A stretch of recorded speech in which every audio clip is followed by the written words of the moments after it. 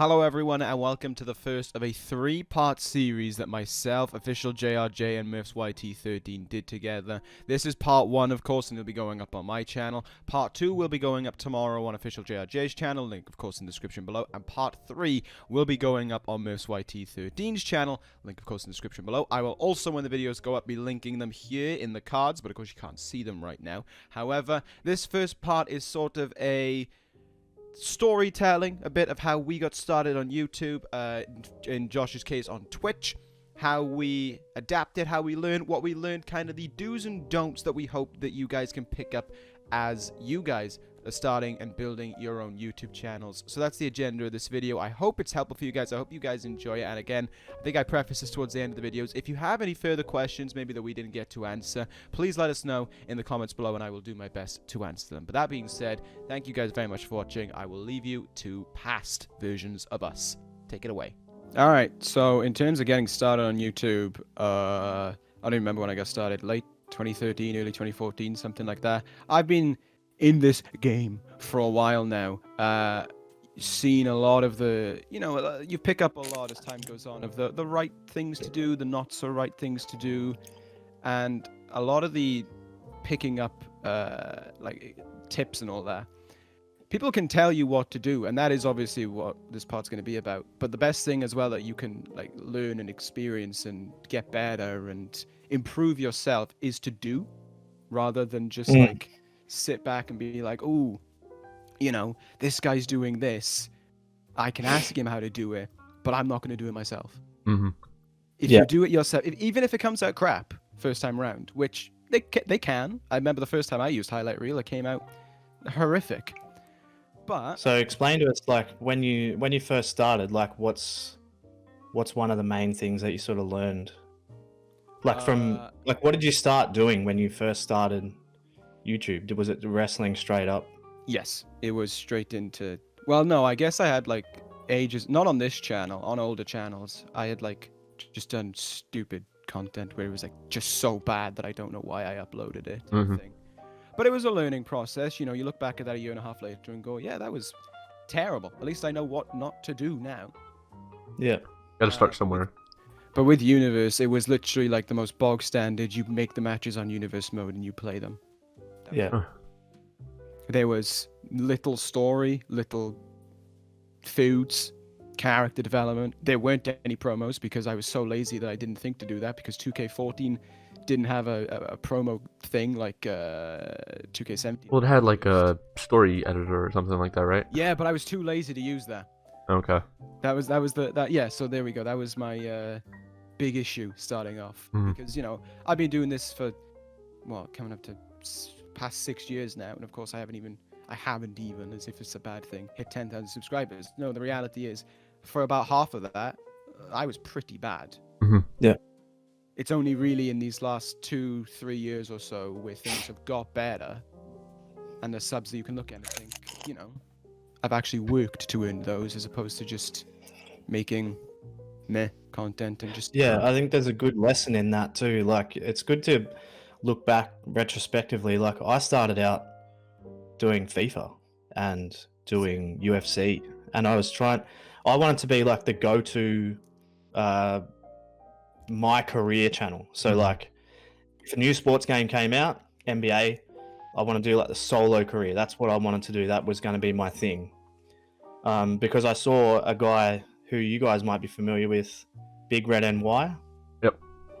He was like I first, like, we moved from Melbourne to like this way smaller town, and then I had like 2 weeks where my girlfriend wasn't there because she was still working her job back where we moved. So I was bored, and for some reason our TV was down, so I started watching YouTube, started watching Big Red, and then I saw him doing like career mode with Big Train and stuff. And then I sort of parlayed that into going, well, how can I do that? Then I sort of went into, okay, I can do sort of commentary, because I was doing like broadcast style commentary on FIFA. And I was like, well, this is going okay, but I really like wrestling. So then I thought, how can I do broadcast style commentary on wrestling? And then started like the Ryan Lust series, which was a solo career.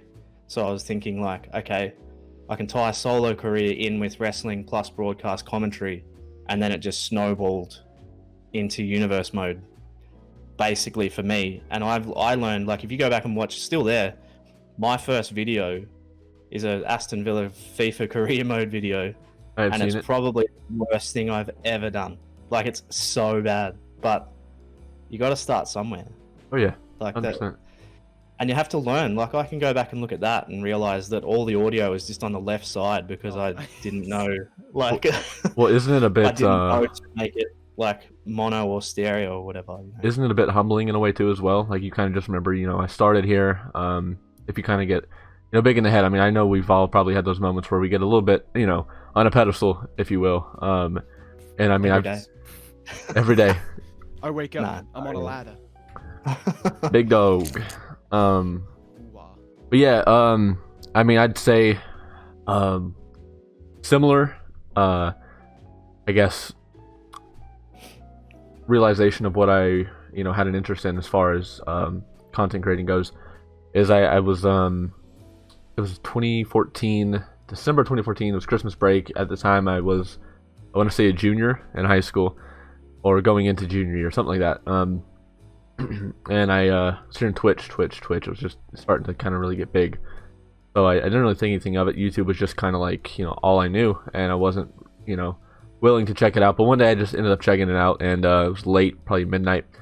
And I went to the WWE community on there. At the time it was 2K20. And a streamer at the time was CJ Music. I don't know if either one of you guys have heard him. But he was really big at the time. He got partnered off of Twitch. I think he's like the only guy who got partnered off WWE and on Twitch. So GG to him. But so I started watching him. It was the whole interactive scene, which I'm sure a lot of people who are watching have at least heard of, whether they like it or not. I mean, it's a very controversial. You like interactive or you don't. And if you don't, know what it is. It's you basically represent a superstar. And you battle it out, win championships, so on and so forth. And so I watched him for a long time, and I think probably after maybe 2-3 months, I thought it was awesome. And everybody was I started, finding friends in there and whatever. It was really cool. It was the first time I really interacted with people who I didn't even know, like we're doing right now. I don't know you guys personally, but I know we've gone to become pretty good friends. So it was like that, and basically, I was like, I want to get an Xbox. I was on a 360. I wanted a next-gen console. So I wanted an Xbox One, and I didn't get one until May of 2015. And when I got one, I started streaming it. My first few streams, I think I hit maybe 100 followers, which to me was incredible. But granted, I knew a lot of people in the community, so they just, automatically followed and stuff. But regardless of that, the come up was definitely interesting.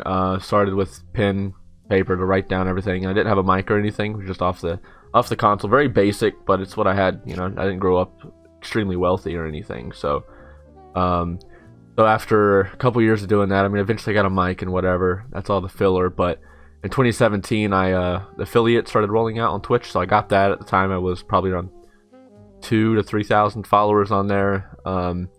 And then went and started making money off of it gradually, and it went really well. And I started putting all that money in, got a PC, a lot of the equipment I have now, this right here, got that, and a lot of other stuff. So it was really awesome. Just put it right back into it. And basically, it's just my point overall is I actually have a quote to tie in with it, which I read the other day. I thought it was really awesome, and now's a good time to read that off. Would be when we can do something well, or when we reach a personal goal, we tend to feel proud of those things. As long as we feel positively about ourselves in a balanced way, it's a good thing. But if we start to be prideful and critical of others who are struggling with something we've already mastered, it's a big problem. Like, I mean, I'm sure you guys have had the same thing where you mastered something within universe mode. You have the audio down pat, or just the quality overall down pat, and you see someone else kind of like struggling with it or whatever, and maybe critical, like, oh my, that sounds horrific, sounds terrible.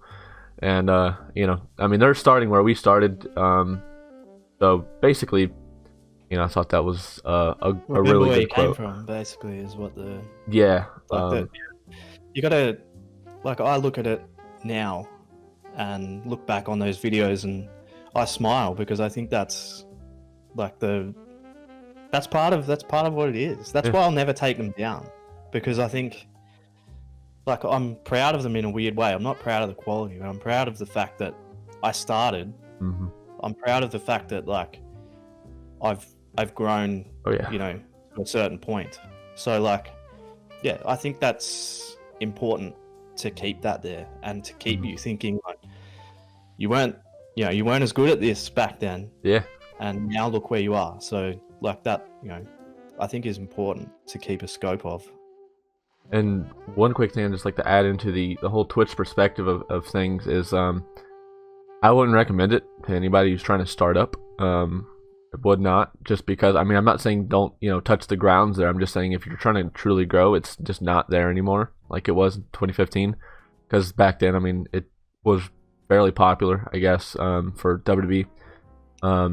It's not now. I wouldn't start it now. I mean, just in late 2018, I started YouTube, and I'm already almost at this point about, I don't know, a few thousand short of 5,000, somewhere around there. I think I just hit 4,000, but I'm almost I'm almost where I'm at on Twitch, on YouTube, in like a year and a half, almost 2. So I'm just saying the growth on YouTube is incredibly much better. So Well, the discoverability on YouTube is far greater because it's very simple. When you're on Twitch, if you're not live, you're not growing. yeah, So you've got to be live for 8 hours a day, realistically, if you want to be like, you know, Summit or someone like that. mm-hmm. But you've also got to be incredibly lucky. And there is a certain element of luck in YouTube, but the algorithm allows for growth on YouTube way more than Twitch does.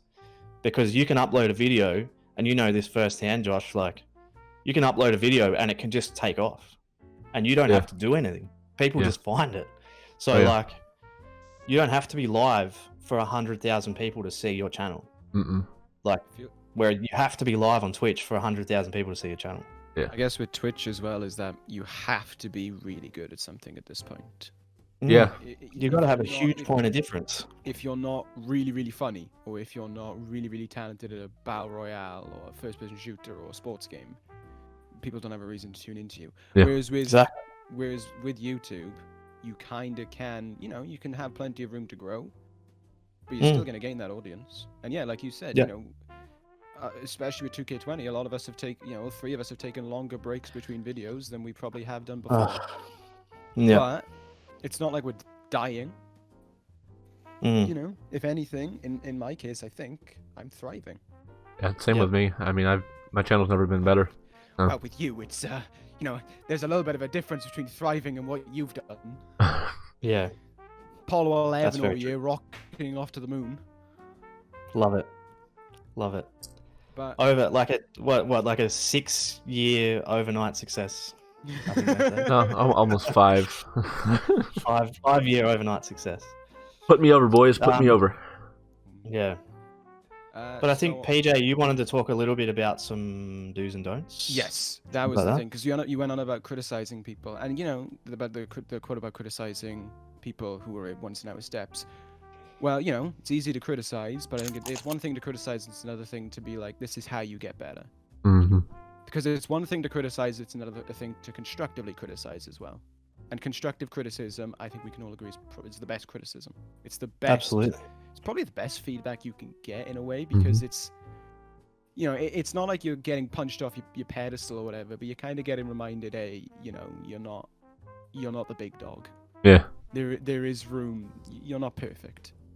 As nice as that was awesome, in the comments is, sometimes it is refreshing to get, hey, I really wish you would speak, like, have this character a bit more prominent, or like, in terms of, can you explain why this character's doing this more? Yeah. Those kind of comments I really love, because it makes you think a little bit more about what you're doing, and maybe add that little bit of detail that people might prefer. Yes. If that makes sense. 100%. Because in the way as well, we all like a "this is awesome" comment or whatever. It's refreshing. It's nice. It's glad to see your content being appreciated, but it doesn't have as much of an impact on the way you make content as someone saying, why is this person doing this? You haven't explained it. You know, even like, I guess, personal digs, like commentary wise, you know, they push you further than a comment just saying, you know, this is great. That's not to say you know, don't say our content is great. We love those comments. There is, in a way, waking up to a comment like that is a nice morale booster to kick. Absolutely. Oh, for sure. There's times where I get those sort of comments, and that'll spur me on to like edit for another few hours, or like I'll be editing and I'll be getting like kind of tired, and then I'll just go on my phone or whatever, have a look at some comments that are rolling in on the most recent video or whatever, and someone's like, I really loved how you did this, and I'm like, oh, somebody noticed that I did something. Like, so it actually does spur you on, but those criticisms are also equally as important. Yes, because it makes you think in a different way, because you can be sitting here and you can be editing and you can be just in your own bubble making your stuff with the blinkers on, and then not realize that you're overlooking a certain aspect, or that you're overlooking, you know, a little nuance that you could probably add that little bit extra detail to make it even better. And improve it somehow. So yeah, go on, Josh. okay. I'd have to pop a question for both of you guys. I'll follow afterwards, but I guess we'll start with Murfs. What if you had to one just quick advice to somebody who, you know, may want to start a channel or may want to do anything that they just haven't started up? What's your most important piece of advice that you would have to offer to somebody? Just do it. I think tying in with what PJ said, like, you don't get anywhere without doing something. So you've got to do it. You've got to try it. And I think all you got to do is pretty straightforward. Like, all you got to do is look at your favorite creators, see what makes them unique, and then see if you can perhaps channel something and spin it your way to what makes them unique. So give yourself like a point of difference, because you're not going to get anywhere being the guy. I think I may have said this to one of you two guys, like, if you're trying to sell like bootleg t-shirts outside the concert that everybody's walking to, you're always going to be compared to someone who's better. Like, and it's not going to get you anywhere. Don't be the guy selling, you know, a bootleg t-shirt out the front of the concert that everybody's going to, because it doesn't make the community better, and B, it's not going to make you any better, because you're constantly going to be compared to someone who has already done what you're trying to do. So always be looking to try and give yourself a point of difference. And when you're just starting, you can't expect anyone to watch, because nobody is obligated to watch. So chances are no one is going to watch. There's no easy way to get people to watch other than be consistent, be prominent in the community, get to know everyone, and, you know, it happens. But it'll only happen if you're individual and you've done something that isn't like someone else. You can't just. It's hard to say, because like, certain people in the community do certain things, and you can't. I don't know. I feel like imitation just gets you nowhere, is basically what I'm saying. You 100%. Need to be. Yeah. I've been guilty of that in the past as well, and I can absolutely say that it more so knocks you on your ass than it does lift you off your feet. It gives you a worse rep than you think it will. Like, I think to put in basically we're kicking onto a lot of my don'ts that I have listed, and one of the don'ts is the you said about the bootleg thing. It's like no one's, you know, in the nicest way possible, no one's probably gonna watch to see your interpretation of ESM. Yeah. If people want to watch ESM, they'll go watch you for ESM. Yeah. Yeah. So I mean, that's essentially what I'm saying. Is like, you need to basically look at it. If you were talking strictly universe mode, right? Basically look at what WWE is doing, or look at what AEW is doing, whatever company you want to do, or if you want to start your own completely different one, look at what they're doing and do what you would want to see. Like, that's all I do. I just do what I would want to watch. So that makes it individual, because I just do things that I would want to see For sure. and kind of have the blinkers on in that regard, Yeah, to do what I want to do. I think another thing as well is that it's you kind of I get into this a few times where it feels like, if this is for people starting up as well, if someone's pushing someone in their universe, i.e., we'll go back to the SM example. If Apollo Crews is being pushed, don't feel like you can't push him in your universe. Oh, of course, yeah. You'll get, yes, you will get like, oh, you're pushing him like Murfs does, but you're not copying. You know, if you're pushing No. Apollo Crews in a completely different way, just because, like, I'm pretty sure the one common factor we all have is Kevin Owens. We've all Yeah. Oh, I love pushed him. Kevin Owens. We've Amazing. all given him a world title reign, Mm. but no one's getting that copying. No one's getting that. Those are pushed in unique and different ways. Yeah. It's like, yeah, Yeah. okay, the more unique guy you push, the more examples you'll get. But just Yep. because you push Apollo Crews, Yeah. just because Josh pushes Matt Riddle or someone like that, just because I push Bobby Fish, doesn't mean you can't push those guys. For sure. Like, Just think of a different way to push them. Yeah. Think of a way that you'd like to push them. like an example with that, I mean, you know, obviously Apollo's massive in Murfs' universe, and yeah, I get inspired to, you know, he was doing good. Obviously, has been doing good in his universe, and I was like, sure, I'd love to push him, but I'm not gonna do that same way. So I was, you know, I thought for a while, and I had other people. This idea actually was not my idea for what I do with Apollo. It's the Prince Apollo gimmick with Booker T, being his like kind of mentor, I guess, if you will, the King Booker T, basically. And it was not. It was a viewer who's not in my community anymore. Just kind of vanished, disappeared. I obviously put him in a dungeon, took their idea, and that was into that. But That's what you gotta do. yeah, Very smart.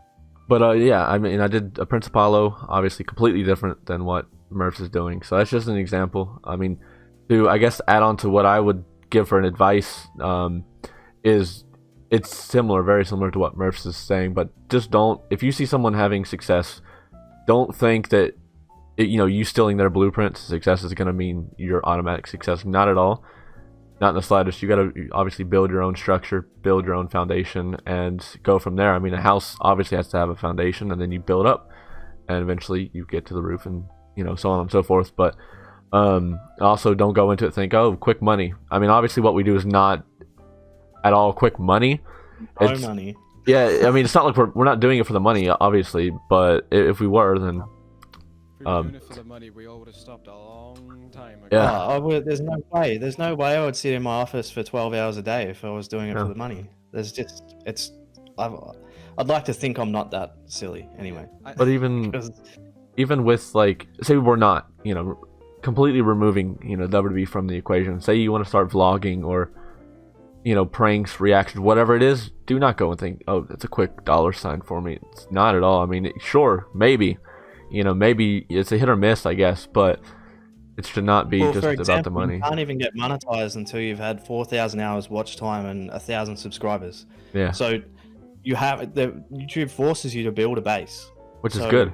I'm all for it.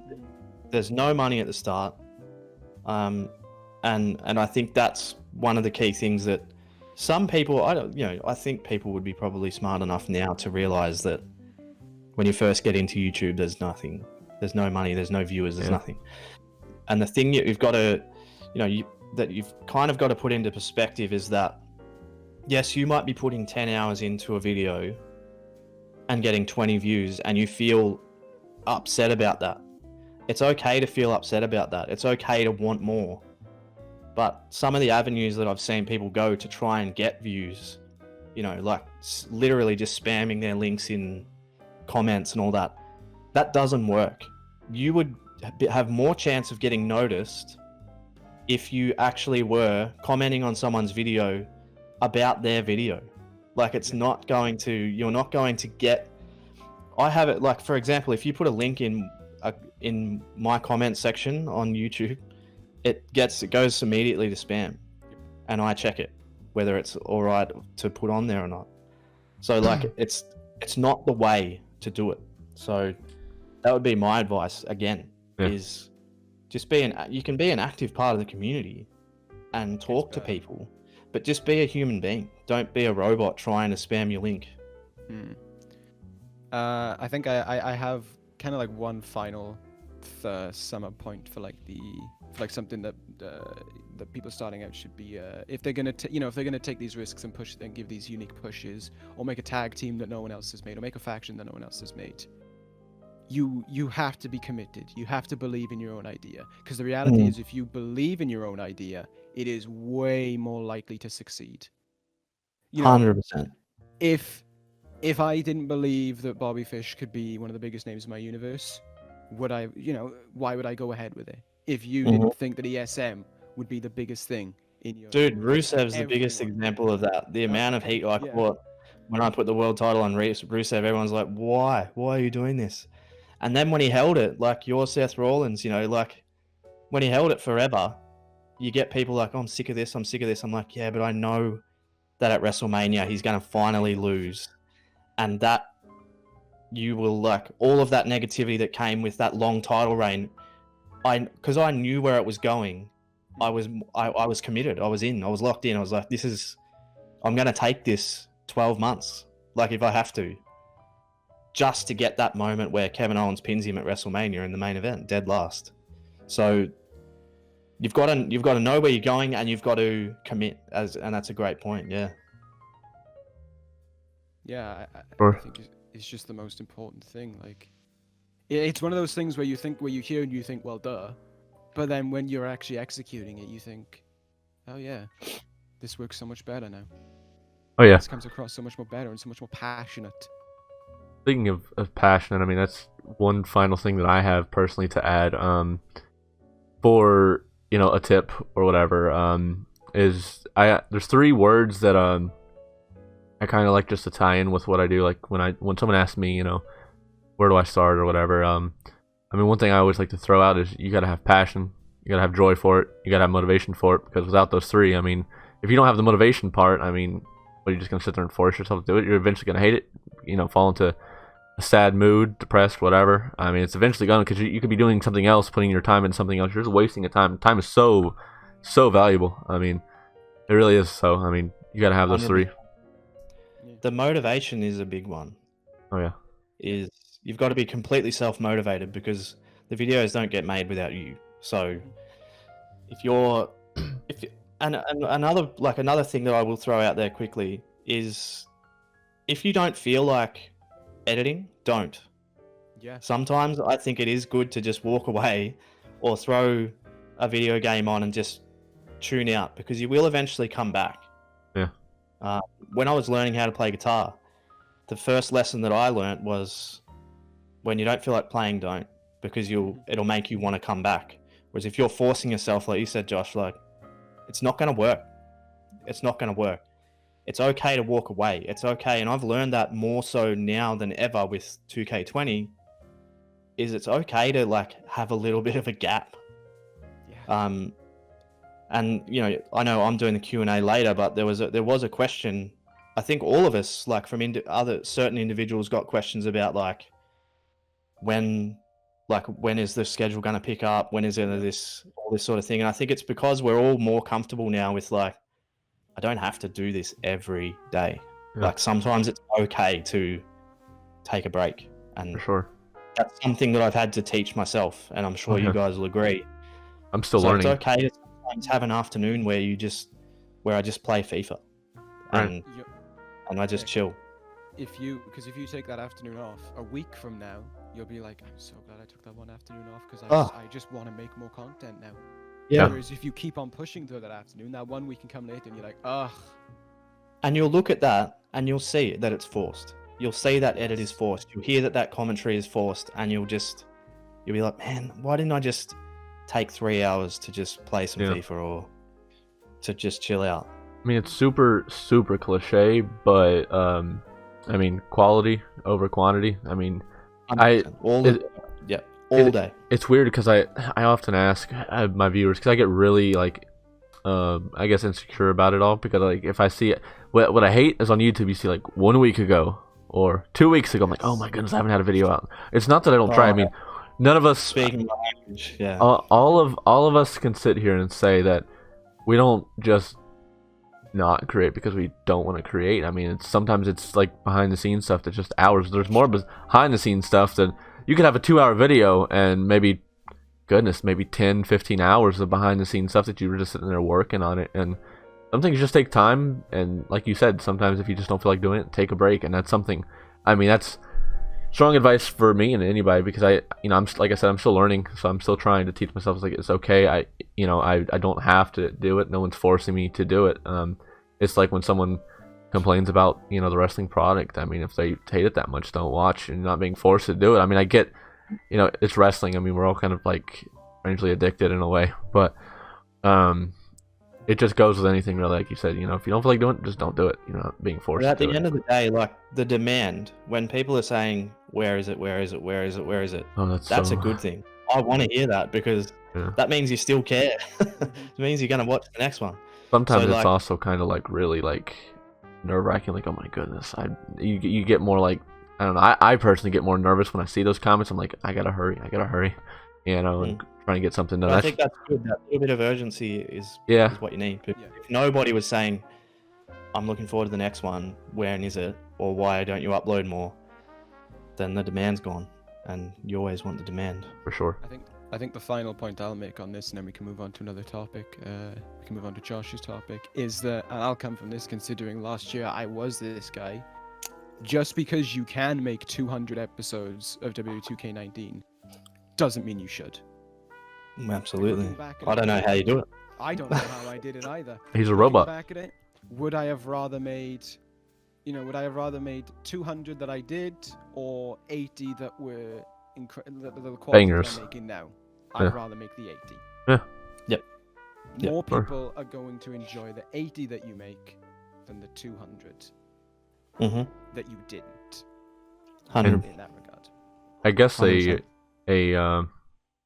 I keep saying I'll have a final piece, but I keep thinking of things to add on, and basically, I guess a word of advice to the viewer, be patient. I mean, I get the the demand. You want to have that demand, but also like there are some viewers out there that will be like, legitimately mad that you don't have anything out. I mean, it's like 5 days and you haven't put out anything or whatever. Or in my case, it could be 2, 3. We get the point. But my point is that have patience. I mean, that's all I The would. worst part is when you get one of those comments and you know that it's like still a week away. You're like, I'm not going to finish this for like another week and a half. Yeah, So exactly. this is awkward. Yeah. I think that's all the points covered. Yeah, we covered all rounds on that one. Those can be your quick little do's and don'ts. If anyone has any more questions about that, let me know, and I'll try and answer them the best I can. But those are the simple do's and don'ts to get yourself started. And then after that, as Murph said, you will just snowball. All right, sounds good. You're going to blow up. All right, let's move on, boys. Alright, that does it for part 1. Huge thanks to you guys for watching. Also, a huge thanks, of course, for Josh and Murfs for tagging along and doing this. It was Josh's idea, so credit to him on that one. And, of course, a big thanks for Murfs for taking the time out of his day to do that as well. Part 2 will hopefully be up tomorrow by the time you're watching this on Josh's channel, so be sure to go and check that out. That's kind of a retrospective on things that we've done, things maybe that we regret, and maybe a behind-the-scenes look as well at what goes on in Universe as well, just as a little preview for that one. And, of course, if you're a subscriber of Murfs, you already know what Murfs' Part 3 is, and that should be up the day after Josh's one. So that does it for part 1, guys. Thank you guys for watching again, and we'll see you tomorrow on Josh's channel for part 2. Take it, guys. Sarah.